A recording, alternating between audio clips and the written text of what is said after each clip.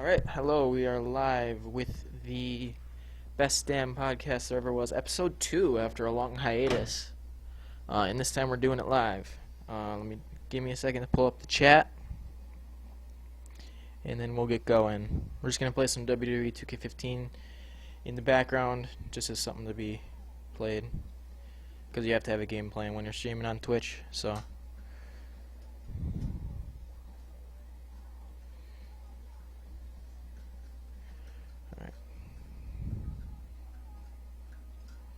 There we go.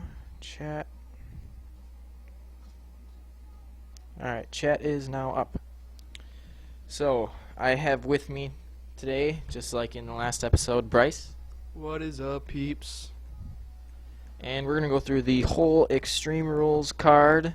And kind of give our little review, talk a little bit about Raw, and also talk about King of the Ring that they started on Raw and then did on the special on the network last night. And this will be exported to my YouTube channel. You can find a link to my YouTube channel by typing !YouTube in the chat. I do not have my headset on, so I will not know when someone follows tonight. So let me know in chat, and I'll give you a shout out, and I'll update the screen to say the amount of followers we've had tonight. So we'll kick this off. Get a match started here on WWE 2K15. Gabriel versus... This is just our universe mode we have going. I run Raw and Bryce runs SmackDown. What? That's where it's at, peeps. That is Raw's bitch. If you're a Paul Heyman mark, you'll understand that. Alright, so first we'll start with the pre-show, the first match of the night. Because Daniel Bryan was injured and there was no Intercontinental Championship match, we had Bad News Barrett against Neville. I really enjoyed this match. What do you think of it, Bryce? I thought it was a really good way to kind of, I want to say, expose Neville to the pay-per-view scene.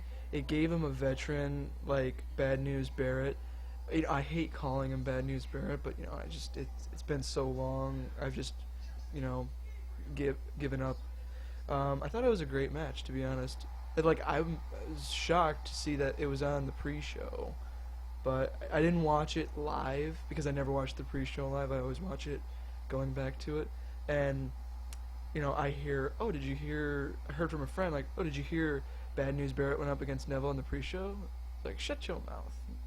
But sure enough, it was probably the best pre-show before a pay-per-view ever since they started doing that. Yeah, the reason I think it was on the pre-show is because once there was no Intercontinental Championship match, they wanted to move the tag team championship match on the main card. And I actually wasn't going to watch the pre-show because I didn't feel like watching that tag match, just because I'm not a big New Day fan. And I got the notification for this on my WWE app, and then I decided to watch the pre-show just because I was excited for this match. And I think it was one of the best shows on the whole show, the best matches on the whole show. Neville always puts on a good match, and his high-flying offense is so unique, and I think he's a better high-flyer than even Rey Mysterio ever was. That red arrow that he does, it makes me mark out every time I see it, because you don't really see much high-flying anymore. They kind of faded out, like all the leftover luchadors from WCW when they came over. Like Rey Mysterio was like the last holdout. Now he's gone, but you got all these guys who are smaller. They can move fast and fly. And it's really cool to see stuff like that because that's my kind of thing. And, a move like the Red Arrow, it's not the most easiest thing to pull off, but he makes it seem so easy and so remarkable. It's always so cool to see him do it. Yeah, everything Neville does, he just makes it look awesome. The first match, what started as the first match on the card, we're going to skip over, and we'll talk about that a little later as to why we're skipping over it right now. The second match that started, but the first match that ended, was a Kiss Me Arse match between Dolph Ziggler and Sheamus. I thought this was an okay match. I thought it was a stupid stipulation for two good, performers in the ring, because I think Sheamus is he's underrated. People hate his character. Like, even when he gives change, he totally changed his look, and what happens? The people after WrestleMania, they chant, "You look stupid." And I can understand where the hate comes from, when WWE saddles them with matches like with stipulations like this, because a kiss, I'm not saying that's stupid, the way they say it. Kiss my ass match is pretty much what it is. I hate that stipulation. It's funny when Vince McMahon makes somebody does it. It's not funny when other people do it. But I have a great amount of respect for both performers, and that's really what made me watch the match. And I watched the match, turned it off as soon as the bell rung. So, because the rest wasn't worth my time. Yeah, I thought it was an okay match. I like Ziggler and Sheamus, but I never understood a kiss my ass, kiss me arse match. Just because, like, why would you want a dude to kiss your ass? I don't understand how that's a good thing. Yeah, I don't know. Whatever gets Vince McMahon off, like he enjoys having people do it, so he must assume other people would like it. But I don't know. It was a good match, and it doesn't seem like that feud is far from over. But hopefully they give better stipulations if they go that route from that point forward. Yeah, definitely. Well, moving right along here, we have the next match, Ugh, um, so which disappointing. which was Tyson Kidd and Cesaro versus the New Day, which I wasn't looking forward to. I was gonna skip the pre-show just because this was on it, but I ended up watching it because it was on the main card. And the New Day ends up winning this match, which I think is the stupidest thing WWE could have ever done. Because I guess you told me earlier some people are starting to like the New Day just because they're starting to cheat to win, Yeah. but not many people like the New Day, and I think it was stupid putting the titles on them.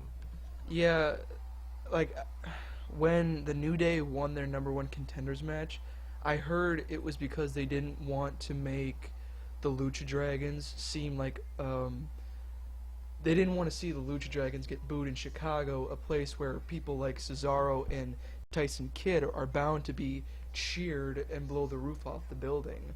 I figured like whoever would go up against them, it would be bad news for them, and I figured they would pretty much make quick work of the New Day, but I'm disappointed at the finish because I love Cesaro, I love Tyson Kidd. Cesaro is one of my favorite superstars on the roster at this moment. And I count WWE, I count NXT separately. He's probably right in the middle, and I think he should be getting a lot more than what he's got right now. He's a great tag worker because I used to watch him in Ring of Honor when he was in the Kings of Wrestling, and great tag team, one of the most greatest tag teams to ever come out of the indie circuit. And it's a shame because like Tyson Kidd's a good tag worker because he's been tag champion before, uh, and I like heel champions, and it doesn't seem like there's a lot of them nowadays that are believable. But it's sad to see them. I hope they regain them at Payback, if that's gonna happen, like if they get a rematch or something. Because I know Monday there was a match between Kidd and whoever the hell was representing the New Day, whether it was Kofi or Big E. I know Xavier Woods, he never even wrestles for them. It's Yeah. so strange.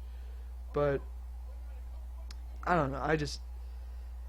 I wasn't ready to see them lose the titles because it didn't seem like they did anything with them. And like WWE seemed to be getting their shit together and making every single title matter, especially by giving it to people who do matter. The U.S. title goes to John Cena.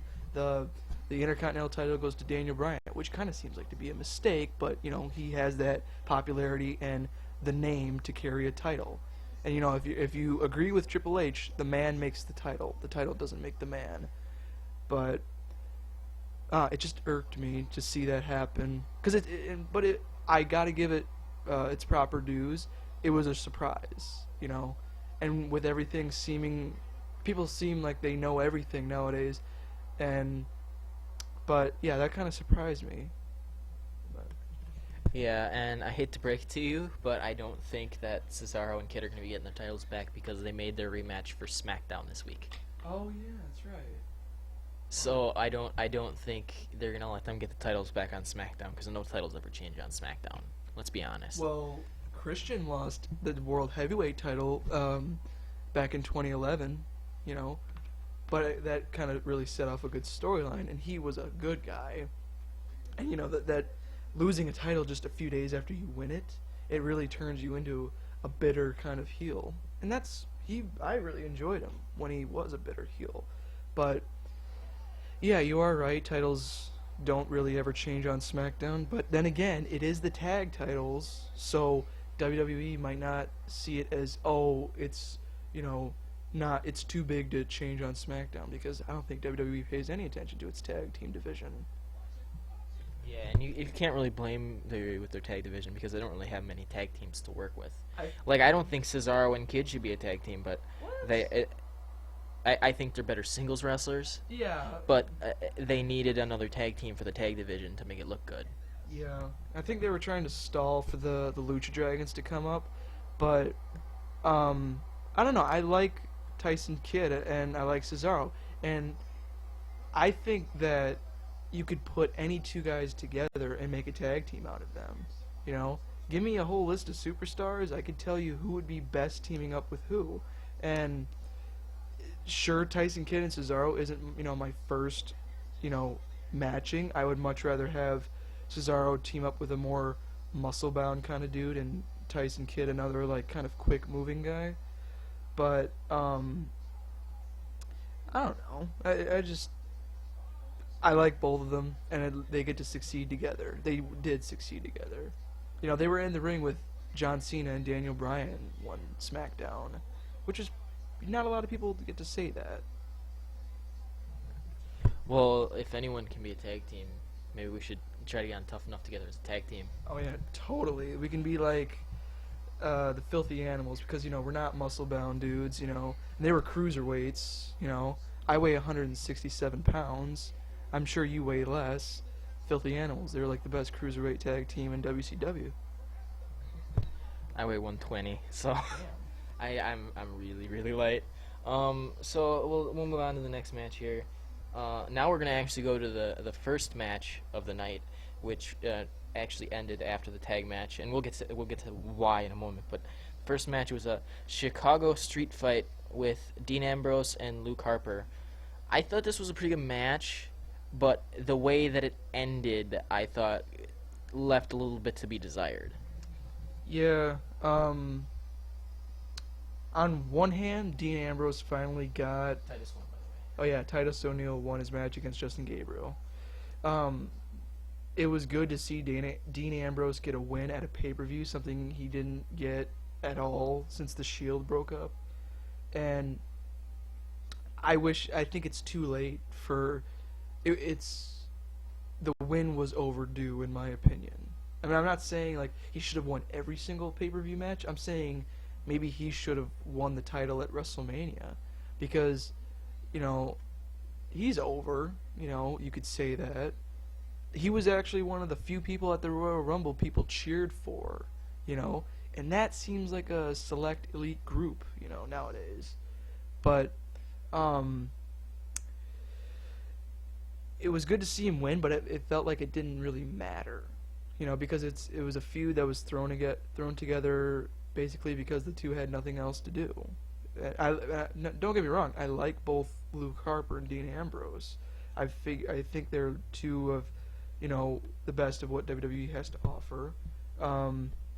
I feel they were probably some of the select stars of their respective groups, the Shield and the Wyatt family. Because in those groups it was kind of obvious who the stars were meant to be. Roman Reigns and Bray Wyatt were stars, and then there was just those other two. But I don't know.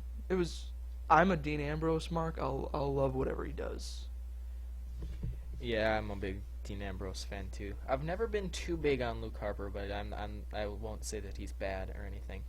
But that ending though, they threw all those chairs in the ring and then they didn't really do anything with them, and then the match just ended. I thought that was just a little bit of an anticlimactic ending. Yeah, I wasn't a huge fan of the ending, but when they threw the chairs in the ring, it kind of got me reminded of that one time in ECW where Terry Funk asked for one chair, and then they all threw chairs in the ring, and then Joey Styles had to say, "Please stop throwing chairs." Um, I don't, well, I mean, it would have made sense if it was in Philly, but it was in it was in Chicago, right? Yeah, it was in Chicago, and yeah, figures Chicago street fight. Um, but like I wasn't too bothered by the finish. Like it didn't, oh yeah, that's wrong. This match is ruined for me. But I was just glad to see one of my favorite superstars get a win, finally. Yeah, I don't think it would have stuck out as such a bad finish to me if the rest of the match wasn't written so well, in my opinion. I thought that was really cool that they left the arena and kept fighting and then came back. They obviously didn't keep fighting when they left the arena, but that's the story. I thought that was really well written, and then that just made the ending, how bad it was, stick out, really, in my opinion. But on to the next match. The next match was John Cena versus Rusev in the United States Championship match in a Russian chain match. I thought this was a lot better match than I was expecting. The chain matches were the strap match that Sheamus and Mark Henry had, I think, a year ago maybe. A lot of these I'm not looking too much forward to them because I don't know how well you can really write those. There's not many ways you can write them, but I thought the ending of this match was actually pretty well written, in my opinion. Yeah, if you're like me, you kind of given up on John Cena putting young stars over. I could really go on an hour-long rant about John Cena, but I don't. What bothered me about this, it wasn't extreme.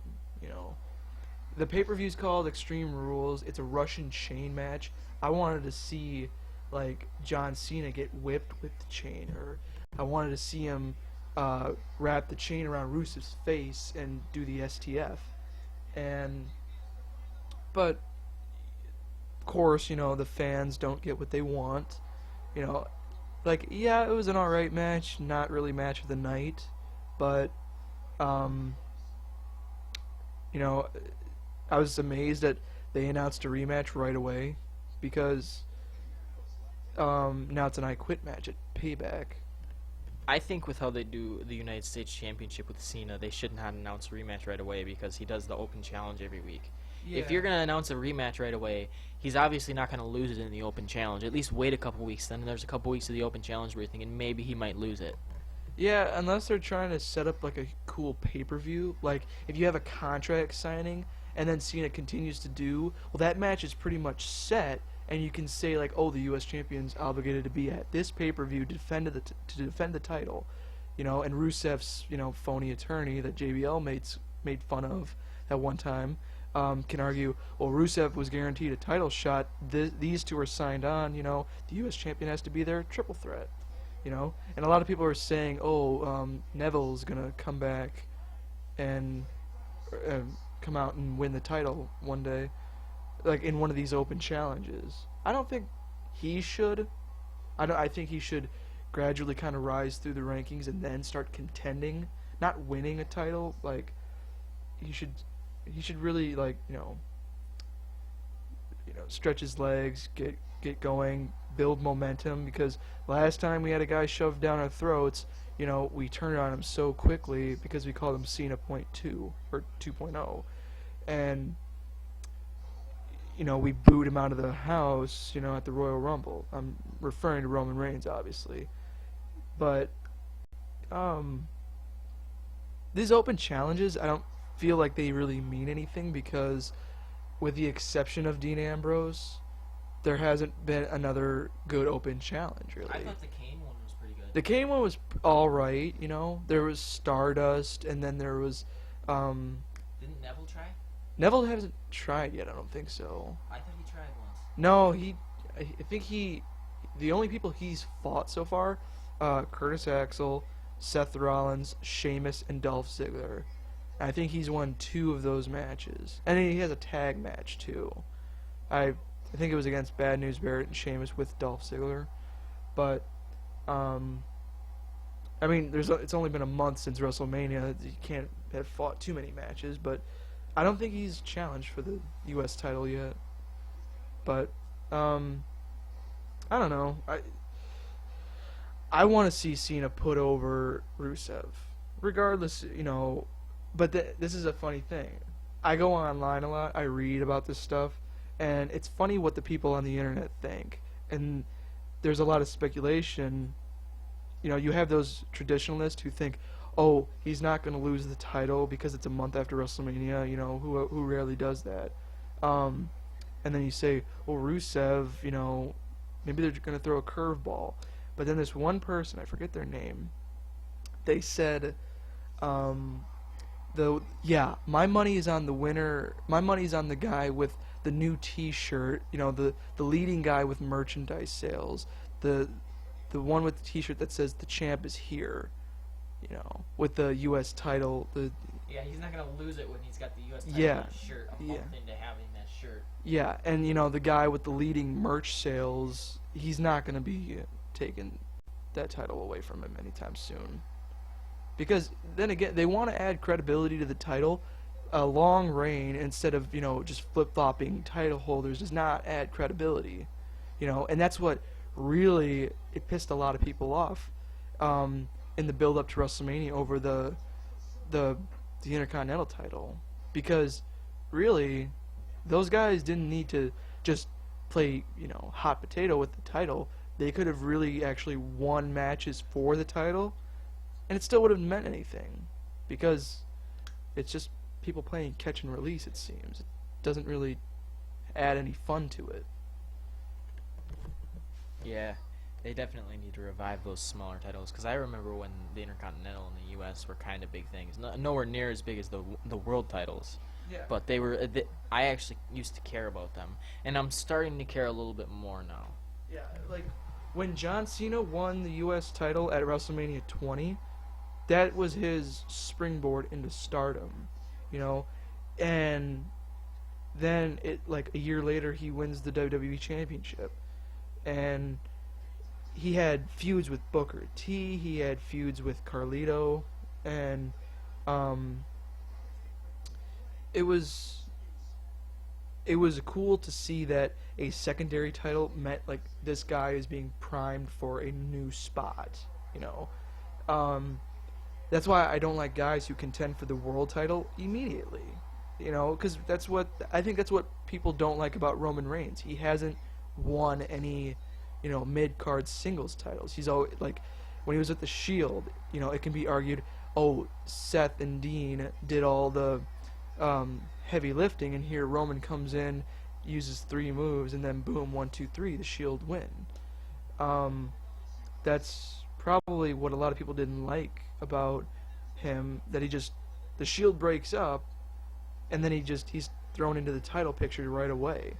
Because yeah, the Shield broke up. He was in the Money in the Bank. Then he was in a Fatal 4-Way, and then I don't think he's ready to be honest. He shouldn't even be at that triple threat match at Payback that they have scheduled already.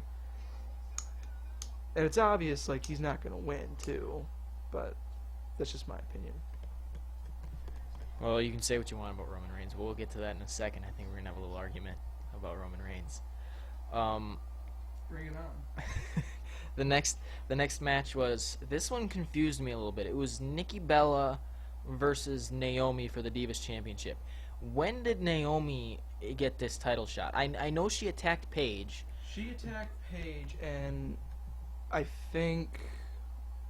don't think Paige was really injured, but Paige won that battle royal wherever the hell they were. I think they were in England. Yeah, they were definitely in England. That's what she was interviewed after. Yeah. And then apparently she injured Paige, and it was really funny because here, I don't remember them announcing that this was now Naomi's title match. Yeah, it shows you how committed the WWE is to their divas, and I don't know, just for me, this match didn't really mean anything, because I know Nikki Bella wasn't going to lose. She's not going to lose it to anybody who isn't Charlotte. Because other than that, I don't see that there's any viable contenders for it or believable, you know, next champions. Yeah, when I saw Naomi come out, it not only confused me, it upset me a little bit because I was looking forward to a Nikki Bella Page match. Because I mean I know we've seen that a few times already, but I love Page matches just because she's my favorite diva of all time. But this I don't even remember this match, to be honest. Me either. Like, um, I will say Nikki Bella's gotten a lot better in the ring than when she started this whole fiasco with her sister back in, like, what was it, November or October, after we did Hell in a Cell for the first time. But that was a good match to begin with. But I don't like the Bellas. I feel like they're where they are because their husbands or significant others are John Cena and Daniel Bryan. And I feel like John Cena, who's gotten so good with Vince McMahon over his entire career, he's probably doing the whole nudge, nudge, you know, thing. Hey, give my girlfriend a Divas Championship shot. No, give her the title. Give her like a huge exposure, you know, at WrestleMania. Give the Divas a chance now, you know. Like, I don't... At first, it shouldn't be give the Divas a chance. Give the female wrestlers. Because we don't want... This is probably going to get me a lot of heat. We don't want women to gawk at on a wrestling show. If we want women to gawk at, we can all look at Lana and cheer her on during Rusev's matches. Because she's really just paid to stand there and talk in Russian, you know. If she's even talking Russian. Do you speak Russian? Because I don't. I don't know what she's saying. And they don't subtitle that either. But I'm sure she is, because I'm sure there's people watching in Russia, actually. we probably That know what she's saying. But the thing is, she's American. She's American. Like, but she pulls off a nice accent. She has great legs. But I want to see what I see Thursdays, like the women in NXT, you know, tugging it out. It's Wednesdays now. Oh yeah, that's right. Because SmackDown's on Thursdays now. Who won this match? Hideo? No, it's Finn. It's Finn? No, I don't know. He doesn't look Asian. But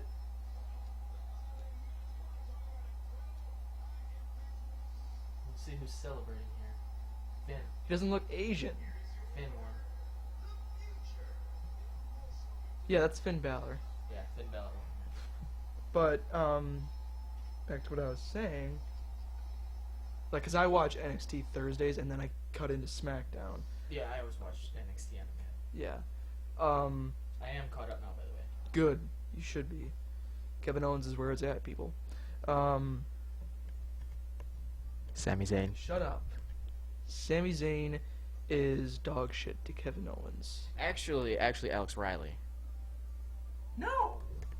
Alex Riley is like 2010. You know, Kevin, if you're like me, you hate the names WWE gives to these famous, you know, known former independent people. Like, Sami Zayn is not Sami Zayn, but he's, like, in my heart, he's always going to be El Generico. Kevin Owens is going to be Kevin Steen. But, you know, we're going to do an NXT podcast later, probably. We should. Have they announced when the next special is going to be? It's too far away for me, you know. Because I want specials, like, every week. I want them, like, every month. Yeah. We don't need them every week.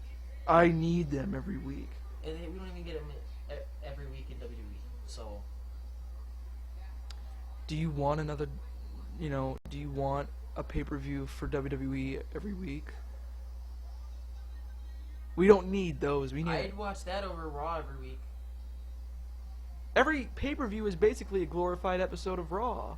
Ask half the internet. You know? I find it hard to watch Raw every week. Yeah, me too. Considering, you know, the crap they put on there. I could really sum it up for you in, you know, less than a minute. I was going to say a second, but Seth Rollins comes out, J&J Security intact, says how so-and-so is not going to win the title because he's the future is now. Then out comes Randy Orton or Roman Reigns or whatever. And then what happens? 1 minute. Okay, yeah, they do their promo. Main event set. Whoever interrupted him is going to be in the main event. Then a 90-second Divas match. Then backstage segments. Then, My problem with Raw the last couple of years is I always used to watch Raw live, and now I watch it on demand, so I don't. Well, not on demand, but I DVR it and then fast forward the commercials, so I don't have to watch it as long. But I'd like to watch it live, but I can't sit through 3 hours of that because every important match. It's such lazy writing the last couple of years. If they changed it, I'd start watching it live again. But every important match has some kind of interference in it, and it's getting really old. yeah, for me, like, that's what I really liked about Wade Barrett winning King of the Ring. He didn't cheat, because you don't need to cheat every time to win a match if you're a bad guy. You don't need to, you know. Yeah, if you watch NXT, you know that. Yeah, if you watch NXT, you know that. You know, Kevin Owens just beat the hell out of Sami Zayn at what was it, Revolution? Our Evolution? Whatever the hell it was an NXT special. Use your WWE Network, fans. I don't understand why they slapped Takeover on every single special. Yeah. I don't know. Whatever. I'm still gonna watch it. Yeah. Sami Zayn just got the hell beaten out of him, you know, at that last special. You know, did Kevin Owens cheat? No. He used his brute force strength, you know, to just dominate him. And that's, you know, what can work. It doesn't have to be, oh, knock the referee out. I think you actually get fined now if the referee gets knocked out. Really? I think, you know, like, because they can call that stuff on the fly. I don't know. I think I heard this somewhere. But if they knock the referee down, if the referee gets touched, he's going down. He's not going to argue or whatever. Like, you can't bump him or whatever. Because then you get fined. It's like, you know, pile drivers. You'll get fined if you use them. But, you know, or there doesn't need to be Jamie Noble and Joey Mercury distracting the referee while Seth Rollins, you know, interferes, or Kane runs in and choke slams him. And by the way, I'll get to that later when we talk about the main event. But, you know, if you want to build credibility, don't be a chicken shit. Be a strong guy. You know, be a diabolical heel who, you know, can move quick, can use the advantage. Like, I don't mind low blows or whatever, but don't try and tell me that, you know, you can low blow a guy and then roll him up and then get a 1, 2, 3. Low blow him, turn the tide over, you know, to your advantage, and then just unload on him. Just beat the hell out of him. That's what can work for a heel, you know. But unfortunately, Vince McMahon is still stuck in 1985 and thinks heels need to cheat, faces need to be Hulk Hogan ripoffs. Talking about John Cena. Say your prayers, kids. Just wrestling needs to modernize, you know, and that's why a lot of people want Triple H to be in charge, because, you know, if you want a believable Divas Championship match. And one thing, why did they retire the Women's Championship for the stupid-ass Divas Championship? You know, that title had lineage to it, you know? That's like... I kind of understood it when they had a different women's title on each show. One on SmackDown, yeah, one on Raw, but if you're going to keep one, we'll keep the women's championship. Yeah. That's like saying, you know, once they merge the two WWE world titles, that's like calling it just the World Heavyweight title. They pretty much do, but they have WWE, and I actually didn't notice they didn't call the big gold belt just the World Heavyweight Championship, not the WWE World Heavyweight Championship. But, you know, I go online and I see, oh yeah, this has never been referred to as that. But, you know, this Divas match, it didn't stand out much to me. I saw it as, you know, another basic chapter of Nikki Bella's title reign. You know, if she should have lost it, she should have lost it at WrestleMania. You know, and if I thought maybe if Paige and Nick or AJ won, there would be a fatal 4-way match or whatever between, well, basically who was in the match at WrestleMania, the Bella Twins and Paige and AJ, like a fatal 4-way at Extreme Rules, or if Nikki's team won, the Bellas won, I don't know, it'd be something like Paige and AJ would compete in a number 1 contenders match, and they would, you know, whatever. But that didn't happen, obviously. Yes, Tyson Kidd is awesome. Tyson Kidd just beat Neville. Yeah, as he should have. Should have beat him for the NXT title back in, like, I don't know, last year. Come on, he got stale after a while. Let's keep moving on the pay-per-view now. Big Show versus Roman Reigns. Match of the night. That was the match of the night, totally. And you still don't think he's a main event player? Big Show carried him. Just like Daniel Bryan carried him at Fastlane, just like Brock carried him at WrestleMania. If Brock Lesnar can carry you, you suck. I feel like in any Big Show match, if it's a good match, whoever's in the match with him is carrying it. Suplex City, bitch. Hey, I wasn't a big fan of that Mania match until Seth came out. What? Suplex after suplex after suplex isn't creative at all. Except if it's on John Cena, and hopefully his neck breaks. Hey, I thought that match was bad too. What?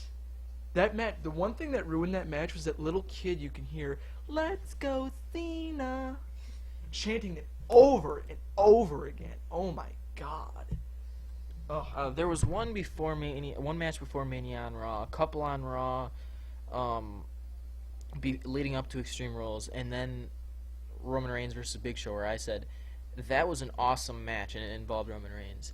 And I said after every one of them, if you still think Roman Reigns can't be a main event player, then there's something wrong, because he's proven it time and time again in at least 4 matches since right before Mania. Well, the thing about Roman Reigns is people don't want him in the main event. Doesn't matter, like... Well, my problem is, if you don't want him in the main event, that's fine. But it's my problem. My problem is with the people that say he's not ready, because I think he definitely is. He's shown time and time again that he has the ability. He doesn't have this talking ability, and if you're a champion, you got to learn to cut a promo or two. You know, and I feel... He's been cutting them a lot better lately. Suffering succotash, son. That promo ruined everything from going forward for me. Justin Bieber. I don't even get that. What does that mean? Seth Rollins is the Justin Bieber of WWE. People like Seth Rollins. They were chanting Justin Bieber in Green Bay, though. Oh yeah, that's actually pretty funny. They were in Green Bay this past Monday, right? Yeah. One thing I don't understand is why Green Bay gets all the Raws and Milwaukee hasn't been getting any lately. Like it's. I mean, I understand if they're gonna do Raw in one of those 2 cities, SmackDown should be in the other city, and that's what they've done the last few times, except this time for some reason, which baffles me. But if one arena's gonna get the Raw, I would think you would do it in Milwaukee because they hold more people there. Yeah, I think maybe they won't do that as long as the Bucks are playing. As long as the Bucks are doing good too, because the playoffs are they still in? They are still in. They were down 3-0 to Chicago, and then they won 2 games straight, so they got it to 3-2 now, and it's coming back to Milwaukee now. Yeah, see, so they're not going to be doing that. It doesn't even matter if they're like on the road or whatever, but I feel like because the Packers aren't playing right now, and they're not going to, as you know, because we live in Wisconsin, people. They're not going to take a Raw or a SmackDown to Miller Park, you know, even though it's indoor. You know, they can just close the roof, no problem. And baseball stadiums, come on, they hold like 40,000 people. I want WrestleMania at Lambeau Field. Wouldn't you take a Raw at Miller Park? 40,000 people? That's like the Georgia Dome when Goldberg. They wouldn't sell that place out though for a Raw. Yeah, yeah, you're probably right. A pay-per-view at Miller Park would be cool though. Yeah, but keep dreaming. Lambeau Field's never gonna hold. In March or April, Lambeau Field is never gonna hold.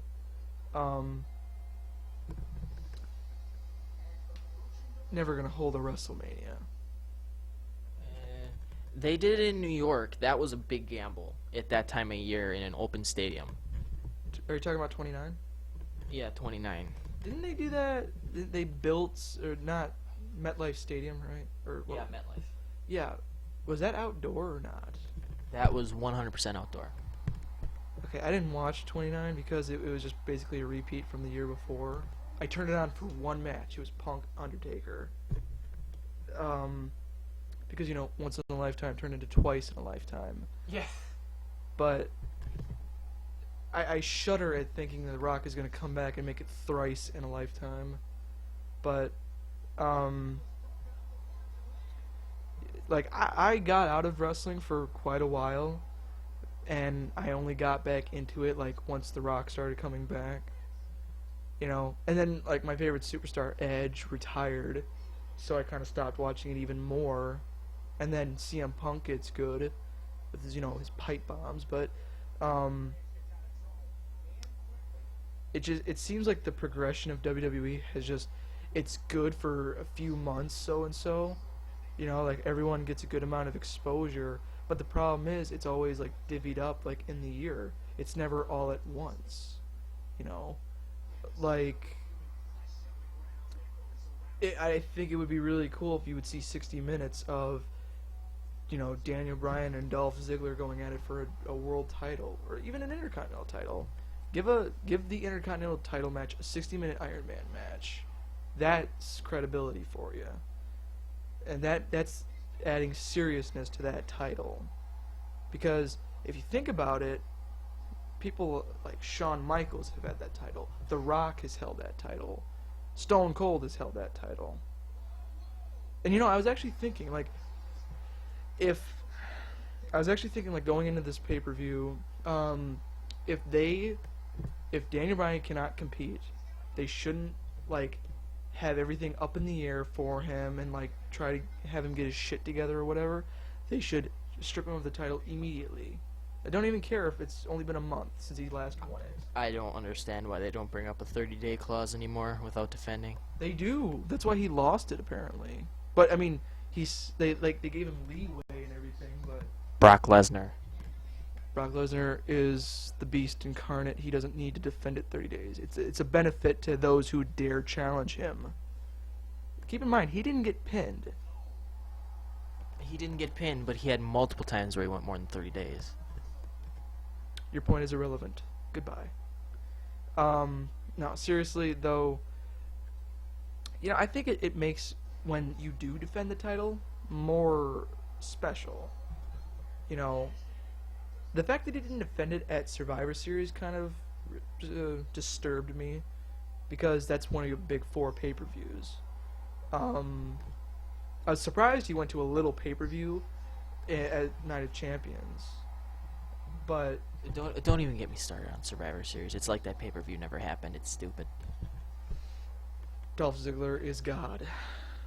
He is my hero, and if I ever met him, I'd scream like a little girl at a One Direction concert before Zayn left.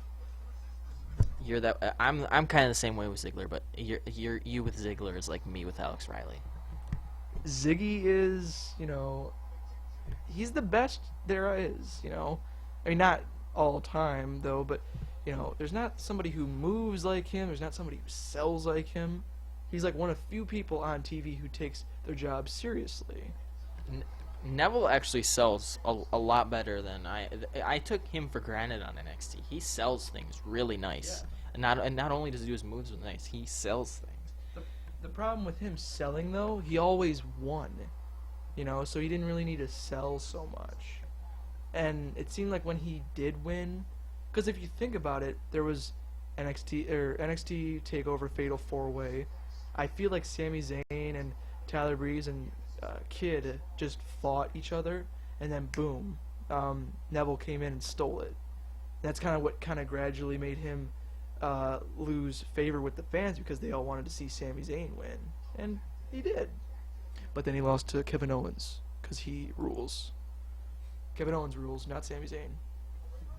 So next up on the pay-per-view, the next match was the main event, but before the main event, Bo Dallas came back Believe. and basically just got annihilated by Ryback after talking a bunch of shit to the Chicago crowd. After seeing Raw, it made sense that Bo Dallas came out because Bray Wyatt came out Raw and kicked the shit out of Ryback. They're, brother and brother acting, as a team. I don't think that played into that at all in I know WWE's I'm right. heads. I know I'm right. I mean, that's a good point, but I don't think that played into the writers' heads at all. I want to see Bo Dallas and Bray Wyatt win the tag titles. It can happen. I believe. I think the Shield should have stayed together, and Bo Dallas should have been the third member. Bo leaving the Shield. Yeah. Well, we can kind of skip over that because that was kind of like not important. I'm actually excited for the Bray Wyatt Ryback kind of thing. It's a tongue twister for me. Bray Wyatt Ryback. I almost say Wyback. I'm excited for that because I like Bray Wyatt, and Ryback never lost my favor. I liked him when he was in Ryback Soul. I thought he was the highlight of the team. I wish, Axelmania! Yeah, that was pretty funny. I wish, they could contend for the titles when they were teaming, but then again,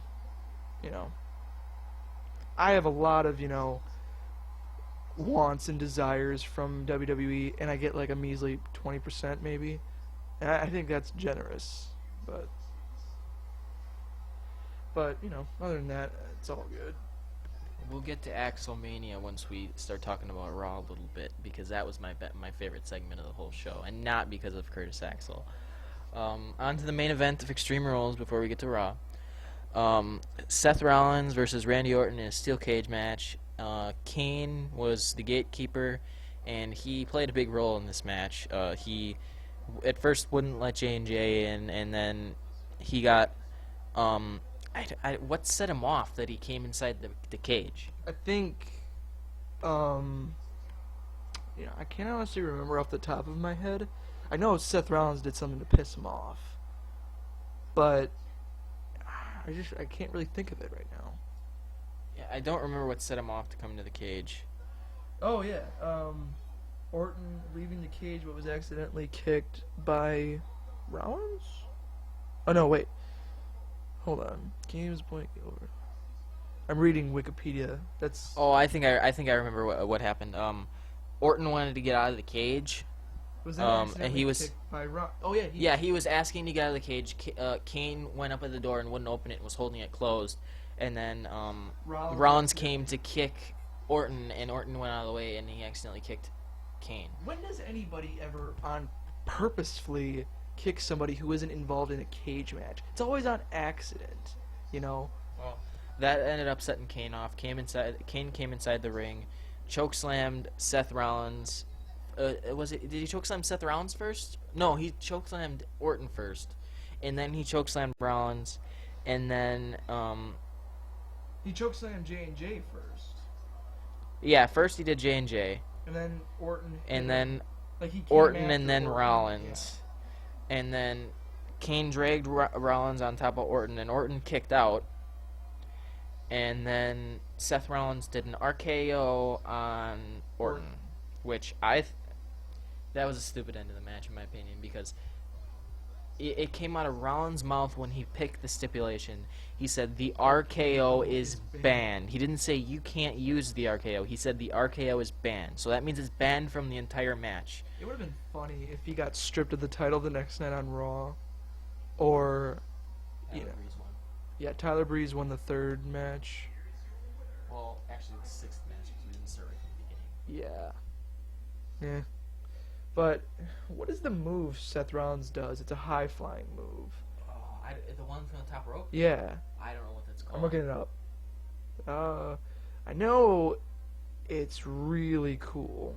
It is really cool. It's not as cool as the Red Arrow. It is Um, cool. was it Skywalker? Phoenix Splash. Phoenix Splash. That's what it is. But yeah, pretty cool move. He should have done that off the top of the cage, because that would have the Chicago crowd. Main event time.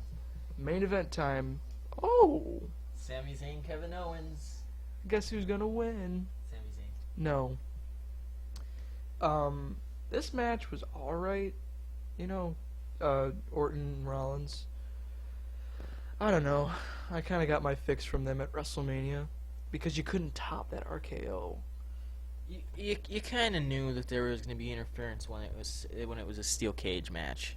I was hoping when Orton picked the match, he would go for a Hell in a Cell match because that makes it harder for interference. But when there's a steel cage match, there's always freaking interference. I feel like Kane has a thing for cages or something. He debuts in the company, boom, he rips the door off Hell in a Cell. Which, by the way, doing that in the first match, not a good idea. Kind of exposes the faults. But then again, here's like what he's doing now. He's getting into the cage. He didn't tombstone anybody this time, but Oh, I thought we had Owens as the champion. no. Whatever. This match, and then there's gonna be basically a repeat. Only this time it's also including Roman Reigns, who is not a main event player, no matter how many people want him to be. I wish things would end already. Like put guys that need exposure, and I'll get to that like. But here's the thing too. What was I gonna say? I had something to say about the main event. I know that. Wanna move on to Raw? Yeah, let's move on to Raw. It'll probably come back. We'll move on to Raw. There's just a couple of things I wanted to touch on. If there's anything else you wanted to touch on, we can do that. But let's not talk about any of the King of the Ring matches yet. We can talk about that all at once. Sure. With the King of the Ring tournament. The first thing I wanted to talk about was my favorite segment of the whole show. Damien Sandow's back. You're such a mark for him, I swear. Yeah, he's a cool character. I feel WWE proved they don't really trust him as a main event player because they made him lose the Money in the Bank match. Well, they wanted Rollins to win that. No, I'm talking the one like 2 years ago. Yeah, I know what you're talking about. Yeah. That was before he won over the crowd, though. Yeah. I don't know. He's good, but he's doesn't make me pop for him. He's definitely won the crowd over, and I'm a big fan now, and I never used to be. But the segment with Axel was just awesome, with him mocking Axel. The best part of it was when Axel gets all upset and screams and kicks the ropes, and then Sandow goes and kicks the ropes and just like, eh! The noise he made was the best noise ever. I want to replay it over and over again, but I deleted Raw already, so I guess I have to wait for it to come on the network. But Wait about 2 weeks. it takes about a month usually. And then the next thing I wanted to touch on was the main event. The main event was okay. Tag team main events are never the greatest. Yeah, save those for SmackDown because Raw.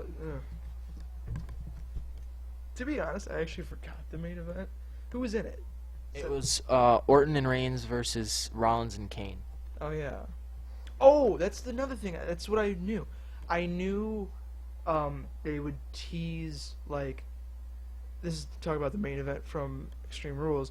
I knew that they would tease Kane wanting to break away from the Authority, but then boom, he would turn or whatever. I don't think he really turned on anybody, but then he's teaming with Rollins again.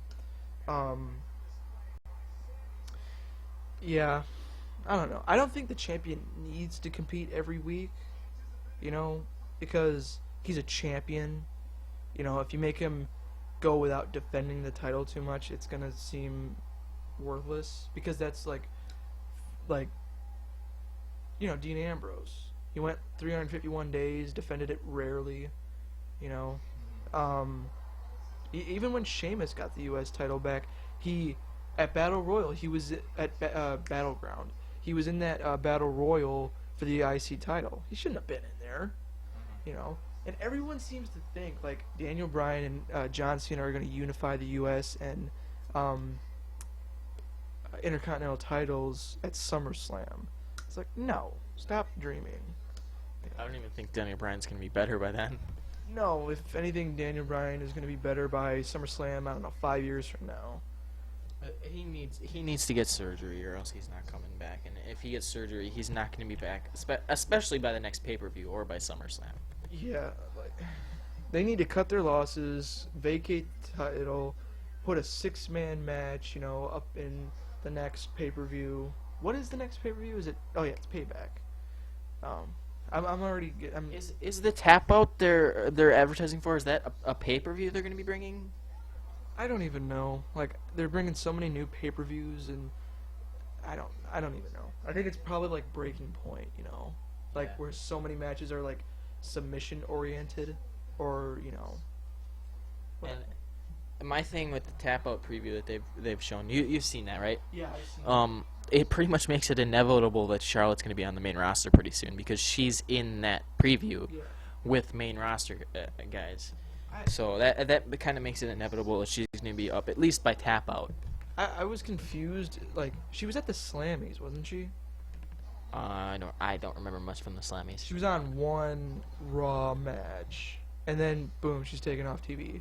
I don't know if she was still the NXT Women's Champion. I remember. Yeah, she got beat. I remember what you're talking about. 90 seconds. Yeah, that was right before one of their specials. Yeah. They did that with, I don't know if it was a rival or the next one they did, the second one that they ever did, but they did it with Sami Zayn and Neville and all them once, and then they did it before that one with Charlotte and the Divas, just to kind of advertise as a special, but she wasn't up on main roster yet. Yeah. I don't know why give them previews, because you see people down in the NXT arena like just clamoring for all these people. Oh, I thought Zayn got it there. Nope, Kevin Owens kicks out like a boss. Why give these people previews if they want to see them more than the people we're already offering every week, For me, there was a stretch of time I didn't watch Raw or SmackDown. I went online, I saw the results of everything. I watched NXT though. It's kind of harder to keep track of NXT because that show is only an hour, and not everybody is featured all the time. Mm-hmm. There's days, there's weeks where Sami Zayn isn't on TV or Kevin Owens isn't, or Kevin Owens is usually on because he's champion, but he's not always in a match. Yeah, which is all right because it prevents them from getting stale so quickly. Yeah. People will still enjoy them when they see them. Plus, they got those live events too. I'm sure NXT has their own live events. Yeah. So it's not like they've been touring a lot more lately too. Yeah. But I heard when Kevin Owens, I think he broke his knee, tore his knee, whatever, had something wrong with his knee, I think. I was so scared because I wanted this guy to be the champion. Because who else is there? There's Finn Balor, but he's going to be called up soon. Or Prince Devitt, if you're, not like me. Or if you are like me. I hate when the WWE takes these guys who've been made on the indies and gives them their own names. Because they're usually stupid. Finn Balor is Prince Devitt. He's always going to be Prince Devitt. Hideo Itami. What does that even mean? It has something pain. Like Lord of Pain or whatever. I don't know. He's always going to be Kenta. Sami Zayn is El Generico. Kick out. He got the powerbomb. 2, 3! Just like that one takeover special I can't remember the name of. Kevin Owens wins after a powerbomb. Well, back to the main event of Raw. You talk more about this. I can't remember Yeah. anything. Rollins and Kane had problems. Rollins accidentally hit Kane a couple times. Kane turned on him and then um, beat up Reigns a little bit, threw him back in the ring, and then he got RKO'd and speared, and Reigns and Orton won. And then they revealed the results of the fan vote for the main event of Payback, and it was the triple threat match between Orton, Reigns, and Rollins. Like I said, I watch these on DVR, so I couldn't vote. Yeah. But if I would have voted, I would have voted for Reigns Rollins, just because that's the one I would have most wanted to see. Because triple threat matches are so stale all the time, usually, except the one at Royal Rumble. The one at Royal Rumble was real good. Yeah, that one was pretty awesome, but usually there's a certain formula to triple threat matches. Two guys battle in the ring, one gets knocked out. Hey, another guy comes in, you know, and then they all three trade offense and whatever, and then it gets near the end. Everybody seems to hit their own finisher move, and you know, boom, 1, 2, 3. You know. Yeah, there's it just triple threat matches seem like a little bit of lazy writing to me. And for the record too, like it always seems that John Cena never puts anybody over. And I'm not even talking about like Bray Wyatt or Rusev or whatever, you know. And why does John Cena why did he need to break Rusev's record? You know, he was undefeated. Why does, you know, like, I think people like Daniel Bryan or Dean Ambrose or even Dolph Ziggler should have won the match, like a match against Rusev.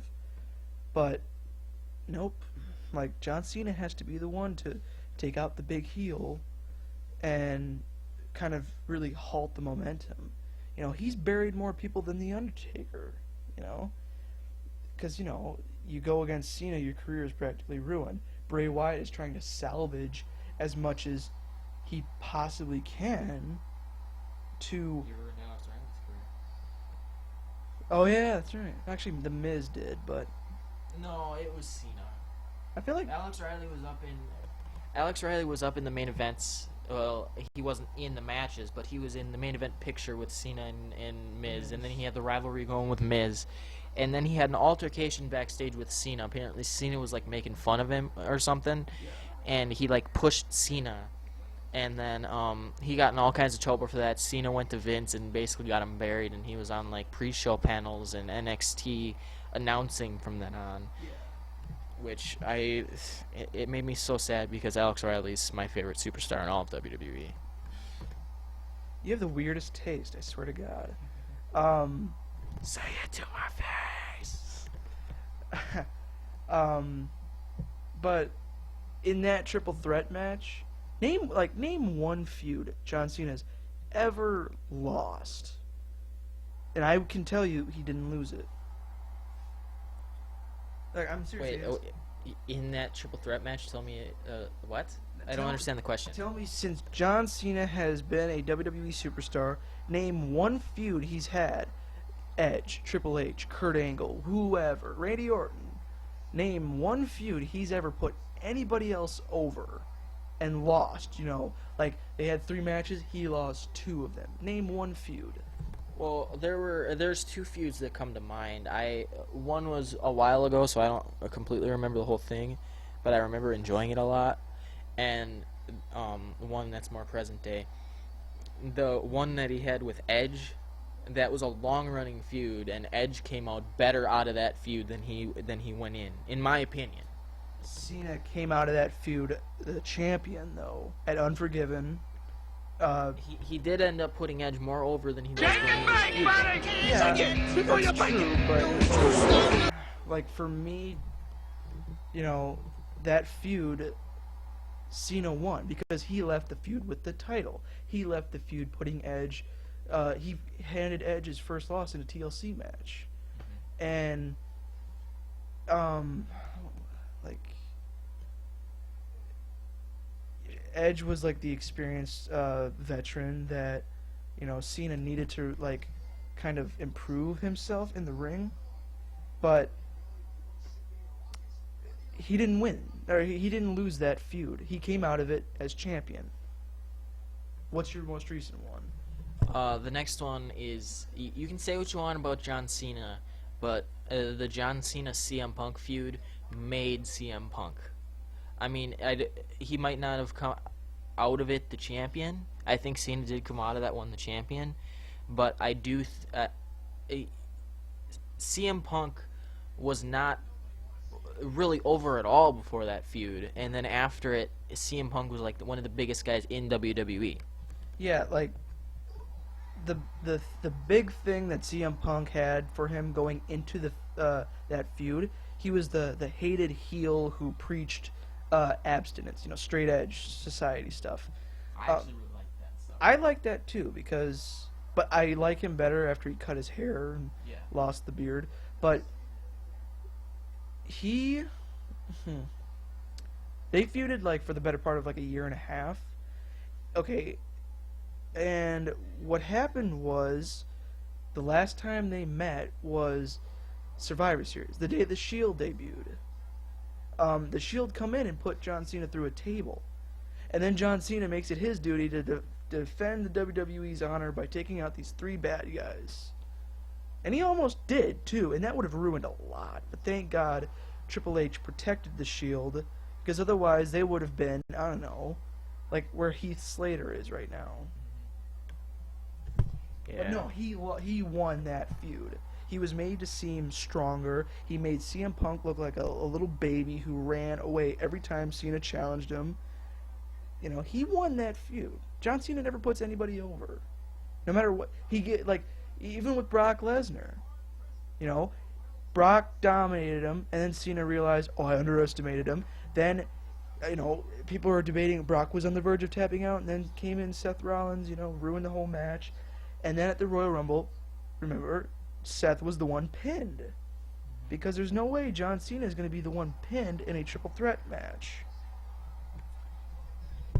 Alright, I think we can move on to King of the Ring now. Let's do it.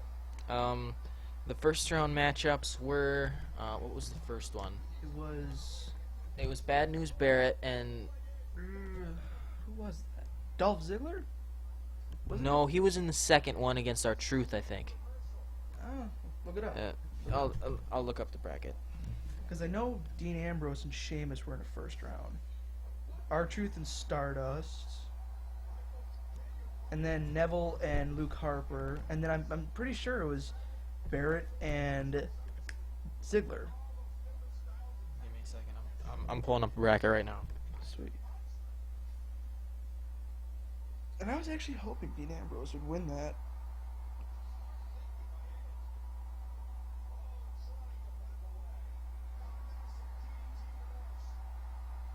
Alright, 2015 King of the Ring bracket.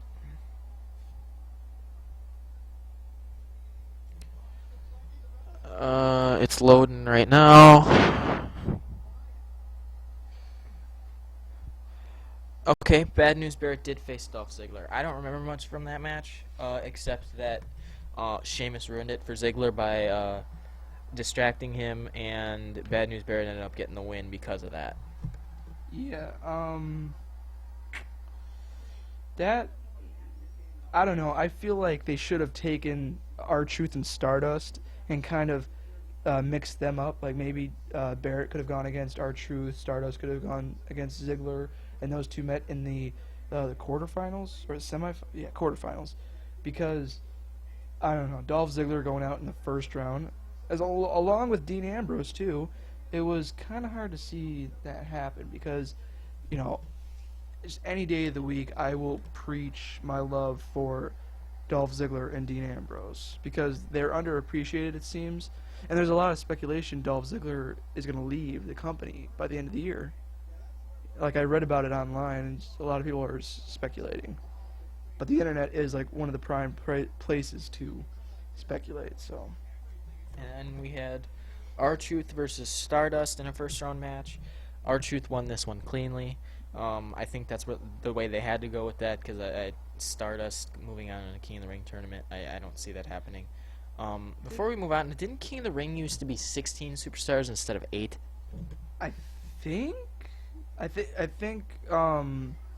they had qualifying matches, and then it was every guy in 8 brackets um won a qualifier match, and so you could say yeah it was 16, but um I think it's always been 8. Okay. Because I remember on the old WWE games, like when they first started coming out on the PS1, I remember the brackets used to be bigger. You can do that, yeah. Like you could have done that.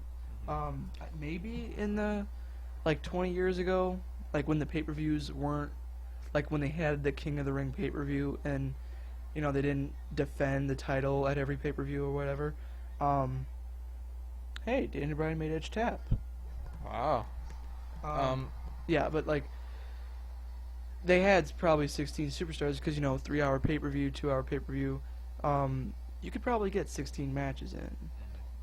And I find it funny that if they did do 16 back then, they did 8 in 2 nights, not one night like they used to. They did 8 in 2 nights now, which is kind of and then we had Dean Ambrose versus Sheamus, and Ziggler comes out and attacks Sheamus in this match. So Sheamus moves on by disqualification. And it was funny, Dean Ambrose's reaction after this match. For once in my life, I didn't do it. That was the funniest thing ever. That was a great moment. I really wish he would have won because an eye for an eye. Ziggler could have come in and beat, but I think they didn't want Neville, who was obviously going to win against Harper, to face another good guy. Because I don't think they wanted him to do that, so somebody had to be sacrificed, And unfortunately, it was Dean Ambrose. And then we had Neville versus Luke Harper, which I thought was another good match, but Neville matches are always good to me. Neville wins this one cleanly, one of the only 2 in the first round that were won cleanly. Well, I guess you can kind of say the Ziggler-Barrett one was won cleanly, but there was still kind of outside interference in that one. And then we move on to the semifinals, which was where it started on the special on the network, which is kind of like a mini pay-per-view. I liked how they put this together. Yeah, it's kind of stupid. They only had 2 matches on that, though. Or did they have more? 3. They had 3? They had the 2 semifinal matches. Oh, yeah, that's what I meant. They had, just those 2 and then that final match.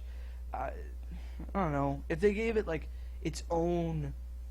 If they dedicated, a whole episode of Raw to that would have been fine. If they announced it a month and a half, in advance, that would have been also fine. I found out they were going to do this, Monday morning. I didn't know they were going to be doing this again. And I was kind of getting excited, but then, I don't know, it just didn't pan out well for me. I kind of had an inkling that they were going to be doing it when they, on the pay-per-view, they kept advertising for what they were going to be doing on the network every night, and then they had this King of the Ring thing on Tuesday night. Yeah. So I'm like, are they going to be starting another King of the Ring? And then I got notified on my WWE app that they were going to be starting it on Raw. I was like, oh, that's cool. I heard Daniel Bryan wanted the King of the Ring to come back because he's an old-time fan. So he's obviously going to be into that, but I think it's definitely something they should do every year. Yeah. Maybe not bring back a whole pay-per-view and rename it King of the Ring, but something dedicate an episode of Raw and SmackDown, they don't have to do these special WWE exclusives because a lot of people it's half and half when it comes to those, but dedicate an episode of Raw and SmackDown. Give the champs a week off and have 16 guys go at it.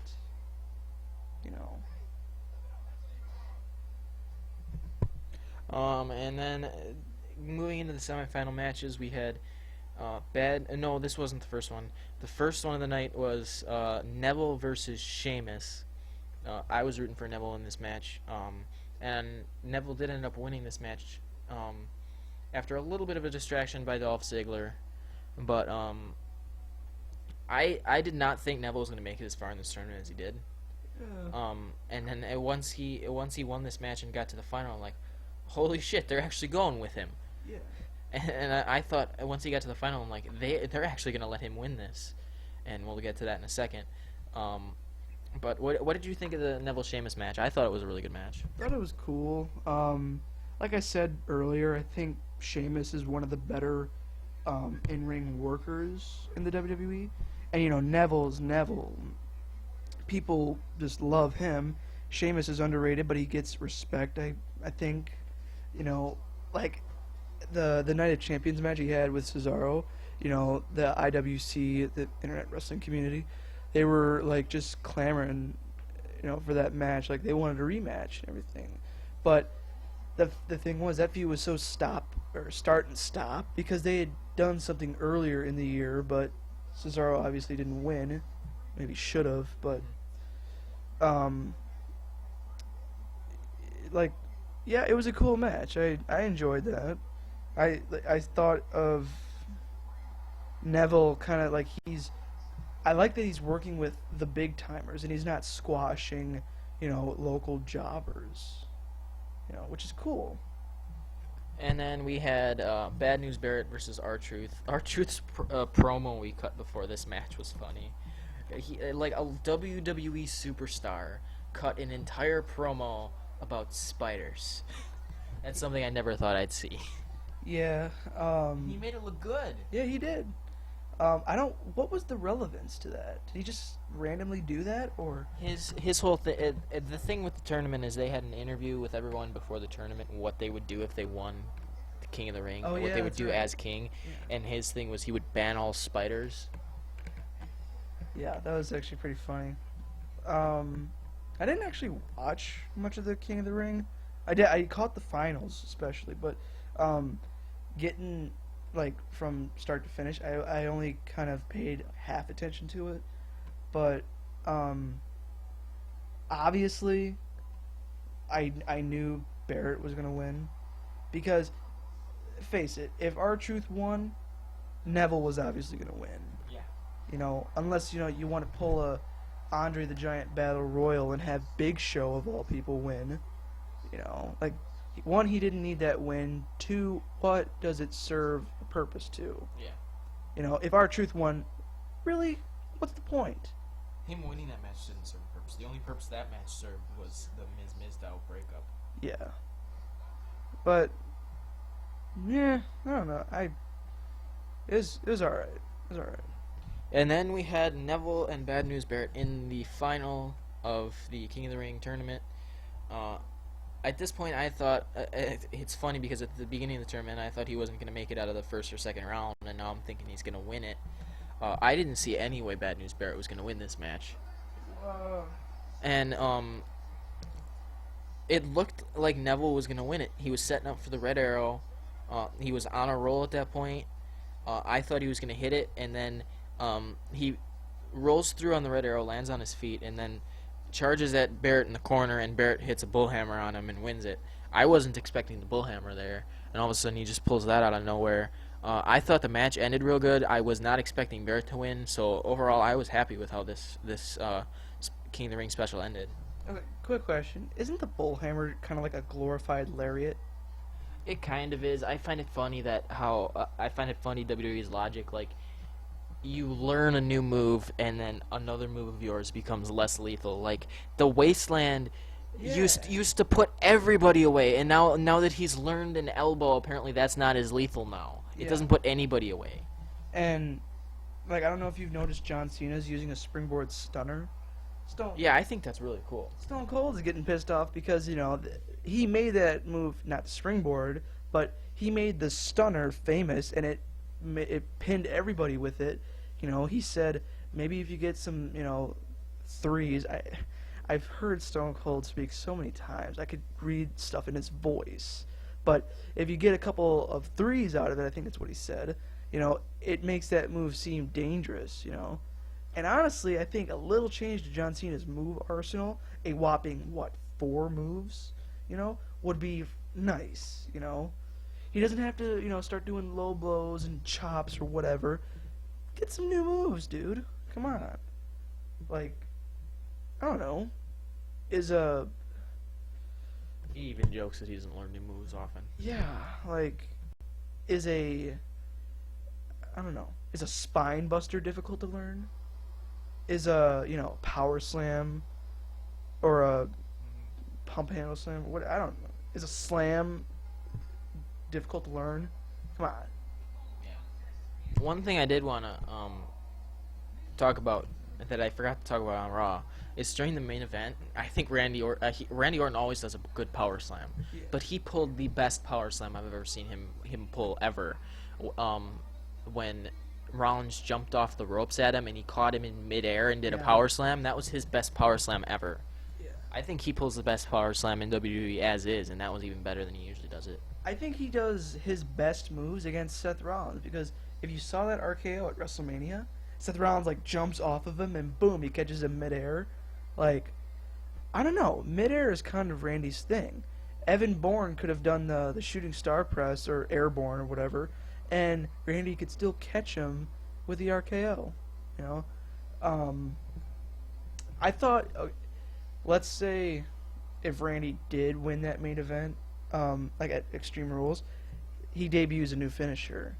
That would have been cool, considering that one was banned. But he tried to bring the punt back. Oh yeah, that. But that's banned. And a lot of people are saying his pedigree looked better than any of Triple H's. I don't know about that. Just for me, I'm not really excited about. I think Randy Orton is a good talent. I would have preferred to see him against Brock Lesnar rather than John Cena for, what was I think then the third, fourth time maybe. I wish John Cena lost at Hell in a Cell last year, and we covered that pay-per-view. I think I talked about it. Brock and he's already hitting a 5-knuckle shuffle. The match just started. And he got John Cena versus Batista. Randy Orton comes from behind before the match starts, and John Cena still hit the 5-knuckle shuffle. Is he Superman or what? Yeah. God damn. Well, I think we've hit on just about everything we wanted to hit on. Yeah, man. I always got a lot to talk about when it comes to the WWE, but we can always save that for another day. Yeah, we're doing one of these about once a month because that's when all the pay-per-views happen anyway. And then we'll put some extra ones in there for whenever there's an NXT special. We can talk about some other stuff then. So next time, unless there's an NXT special that comes up before it, next time we'll be doing this is a few days after Payback. Yeah, calling it right now. John Cena makes Rusev say "I quit" in whatever Russian dialect he uses. Yeah, I think any of us can really call that, because is Cena really gonna say "I quit"? No. He's never said "I quit." I don't think he's ever said "I quit" when it comes to an "I quit" match. He's never said "I quit," and he's never tapped out before. It's so true. I think if one person could ever... Wow, Batista won. That was a quick match. Superman my ass. If there was one person that could make him tap, it was Kurt Angle. Which I'm pretty sure he probably did. No, it's a fact that... I'm Tyson Kidd now. It's a fact. It's a fact that that Cena's never tapped out in WWE before, ever. Well, he should tap out. I think he should tap out against a young up-and-comer, from NXT or whatever, and that immediately makes somebody. Like, you could tell that person is going to have big things happen to them. Either that or Daniel Bryan, which I'm sure people would love anyways. Like the LaBelle lock. That can happen. Hopefully. Well, thanks for tuning into the podcast. We're doing this live on Twitch now, if you're watching this on YouTube.